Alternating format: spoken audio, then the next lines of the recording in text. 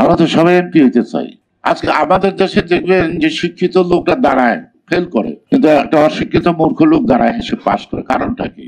ওই মূর্খ লোকটার কাছে জনগণ যাইতে পারে যখন তখন পায়। মানুষ চায় আমি যাকে জনপ্রতিনিধি করুম, আমার সুখে দুঃখে বিপদে আপদে আমি যাবো, কখনো মেয়ের বিয়ের ব্যাপারে যাবো একটু সাহায্য আনতে, কখনো স্কুলে বেতনটা দিতে পারতাছি না ছেলে তখন যাবো, কখনো অমুকে অসুখ তার জন্য যাবো, একটা মালাজ পরে রয়েছে দাফনের টাকা নাই তখন যাবো।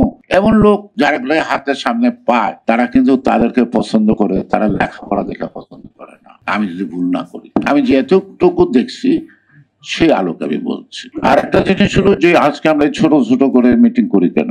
আমরা গণতন্ত্র চাই নিরঙ্কুশ ভাবে। আমাদের নেতা তারেক রহমান প্রথমে বলছে আপনার ভোট আপনিই দিবেন, আমাকে নাই বা দেন, কিন্তু আপনাদের ভোটের অধিকার আন্দোলন করছে আমার পাশে থাকেন, ক্লিয়ার করে দিয়েছে। কিন্তু আমরা যারা বিএনপি করি সবাইকে তারেক রহমানের মতো বলি না, আমরা তো সবাই এমপি হইতে চাই। তোরা যে যা বলিস ভাই, আমরাই কিন্তু এলাকার মধ্যে নিজেরা একজন আরেকজনের বিরুদ্ধে কাদা ছুরি করি আর সোশ্যাল মিডিয়া মজা করে এগুলো ছেড়ে দেয়, কে কারে কি কয়। তাদের দোষ তাও না, তার আইটেম পায় ছেড়ে দেয়, এটা খাইবো। কারণ তাদের এই সোশ্যাল মিডিয়া যত বেশি প্রচার হবো তাকে আবার একটা বৈধভাবে আয়ও বেশি ভিউয়ার বাড়বো নাকি? তো সুতরাং আমরা যদি সংযতশীল না হই, আমরা যদি রাজনীতি বলি যে জনগণের জন্য করি, এইটা আমি মনে করি আশীর্বাদ মিথ্যা কথা। আমরা পলিটিক্স করি নিজের জন্য। আমি মন্ত্রী হমু, আমি এমপি হমু, এমপি মন্ত্রী হলে সালাম পামু, এমপি মন্ত্রী হলে আমার বাড়ি হইব, আমার গাড়ি হইব।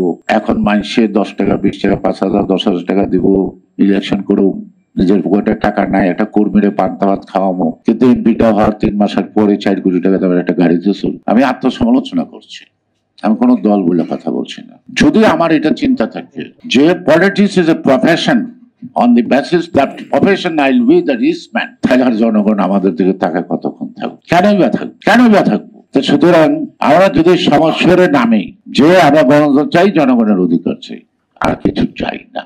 কারোর শক্তি না আটকে রাখা যত ষড়যন্ত্র, কোন শক্তি নাই। এখন ফেসিবাদ আমাকে ওয়াদ ভাই সালাম ভাইয়ের বাসায় বলি মৌলবাদ এক হয়ে গেছে, যাইবেনটা কই? তো এই ফেসিবাদ আর মৌলবাদের হাত থেকে যদি জনগণ দেশকে রক্ষা করতে চান, তাহলে আপনারা জনগণের জন্য রাজনীতি করেন, এমপি মন্ত্রী হওয়ার জন্য পাগল হইয়েন না। মিলাদে যদি চান, মিলাদের শেষ তোবারক পাবেন।